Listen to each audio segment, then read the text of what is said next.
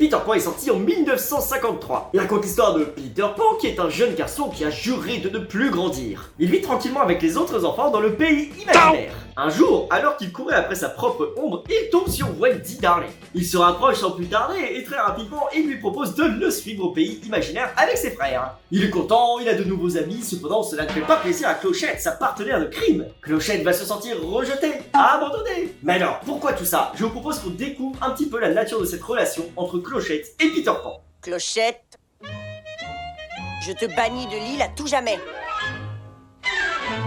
Je t'en prie, pas à tout jamais. Eh bien, pour la semaine alors. Viens Wendy, je vais te faire visiter l'île. Oh, Bon, déjà on va commencer par Clochette. Il faut dire que sa relation avec Wendy n'a pas vraiment bien commencé, parce que dès le début, elle a vu en elle une rivale potentielle. Et un premier but de cette analyse, c'est de comprendre pourquoi. Pourquoi est-ce qu'elle s'énerve contre Wendy? Pourquoi elle s'acharne jusqu'à vouloir la menacer de mort? Peter Pan, il rencontre Wendy. Wendy lui dit qu'elle a envie de l'embrasser. Clochette, elle est là à réagir en mode ah non, je vais lui tirer les cheveux, tiens.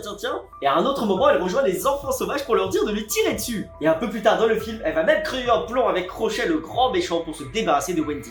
Voilà tout ce qu'elle a fait. Maintenant, retournons à l'origine de ses actions. Je vais vous présenter une image qui représente assez fidèlement cette voix qu'on a dans la tête qui nous amène à faire des actions comme celle-ci. C'est l'image d'un psychologue que j'admire plus que tout qui s'appelle Serge Marquis, et l'image en question c'est le petit hamster qui est dans notre tête. On a tous un petit hamster qui est dans notre tête qui va entendre des critiques et qui va les amplifier pour dire ah t'es nul, tu vois, t'arrives à rien faire, t'arrives à nanana. Et c'est exactement ce qui est dans le cerveau de Clochette. Bon alors posons-nous la question qui fâche. Quand Wendy et Peter se rapprochent, qu'est-ce qui résonne dans la tête de Clochette? Ça va être la petite voix. Oh là là, t'as vu, ils sont en train de se rapprocher ensemble, et du coup, il va te donner moins d'attention et moins de temps de sa part. Mais s'il te donne moins d'attention et de temps, il va te rejeter, et si tu es rejeté, tu vas mourir.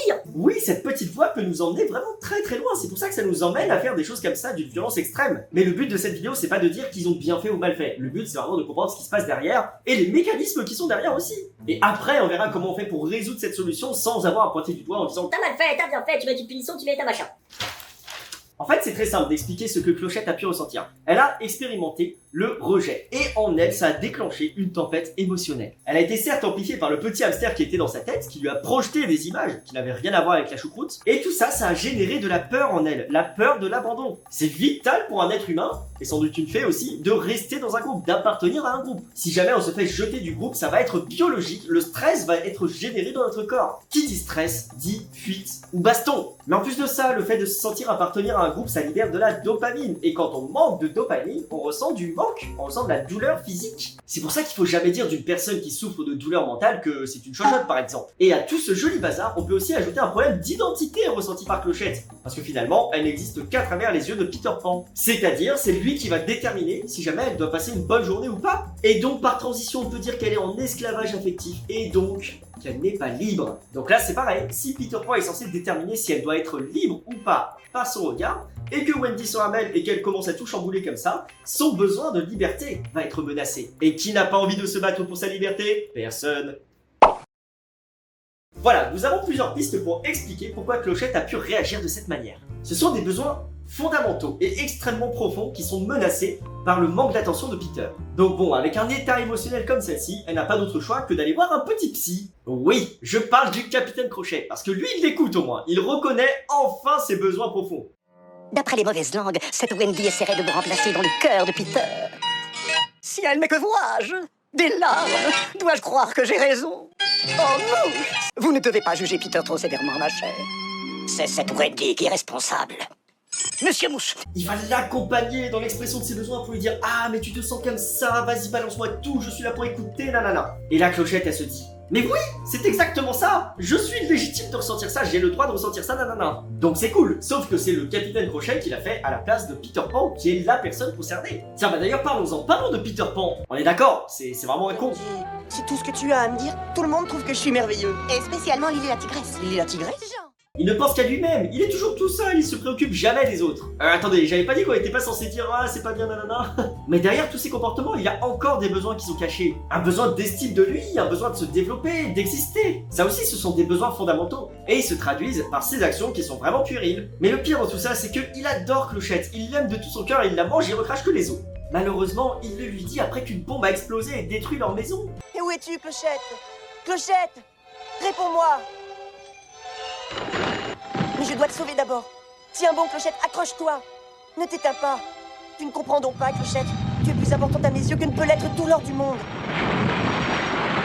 Malheureusement, il le lui dit après qu'une bombe a explosé et détruit leur maison. On peut imaginer que dans cette scène du film, ils font la paix et ils arrivent à se réconcilier. Et ce qui est un peu dommage, c'est qu'à aucun moment, il va lui présenter des excuses pour lui dire « Ah, je suis désolé, je t'ai négligé, nanani, nanana ». Tout ce qu'elle demandait Clochette, c'était simplement une preuve pour lui dire « Écoute, je ne t'oublie pas, je sais que tu es là ». Il aurait suffi de quelques petits mots, quelques petites actions pour empêcher tout ça. À présent, nous allons réfléchir à comment on pourrait empêcher ce genre de conflit dans la vie de tous les jours. Alors, j'ai un prisme de lecture à vous proposer qui est un petit peu particulier. Si jamais vous n'êtes pas d'accord, bah c'est pas grave, y a pas de souci, je l'accepte. Et le voici, aimer ne serait pas une émotion. Bon, je l'ai déjà un petit peu abordé dans mes anciennes vidéos. Mais en fait, le terme aimer, ça pourrait être un amalgame de besoins qui sont rejoints au même moment en compagnie d'une personne. Je m'explique. Vous avez peut-être déjà entendu ce genre de dialogue qui commence par « Si tu aimais, tu ferais ». Ça revient un petit peu à donner une exigence au nom de l'amour. Ce même amour véritable qui est absolument glorifié dans les sociétés occidentales. Vous savez, cet amour romantique qui nous est aspergé dans tous les sens depuis notre tendre enfance. Alors qu'on pourrait le voir de cette manière, on peut aimer une personne parce que nos besoins sont rejoints en compagnie de cette personne. Et donc, qu'on a envie d'exprimer notre gratitude pour tout ce que cette personne fait pour nos besoins. Et là, je trouve que ça commence à rejoindre la vision qu'on a de base de l'amour. Parce que quand on exprime de la gratitude, on montre qu'on est prêt à aller vers l'autre si jamais la personne nous le demande. Parce que c'est dans notre nature d'être humain. Et là, les points de vue commencent à se rejoindre. Donc oui, malheureusement, Clochette avait des besoins. Elle demandait à Peter s'il était prêt à faire un pas vers elle. Il a refusé, parce qu'il n'a pas écouté.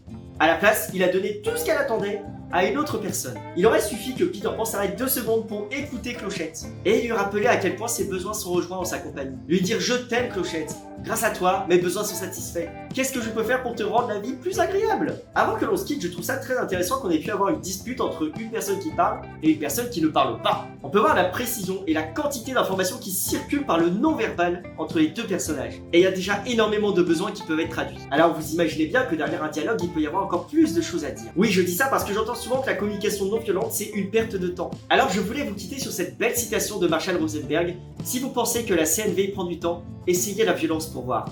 Merci et bonne route les amis.